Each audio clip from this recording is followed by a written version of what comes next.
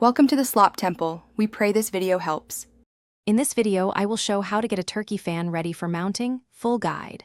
First, lay the fan flat and inspect quills for breaks, then clean dirt gently with a soft brush and mild soap. Next, test spine alignment and trim any ragged feather tips with scissors.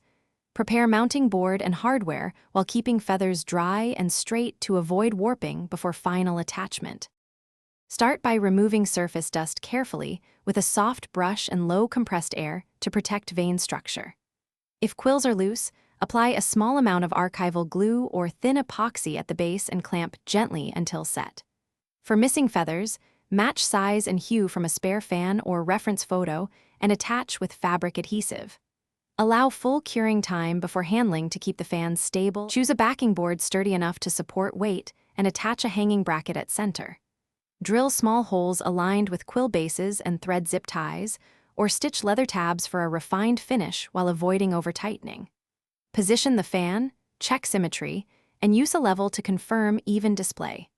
Finally, add removable felt pads to protect walls and allow easy adjustments during the first week of display to settle. Thanks for watching.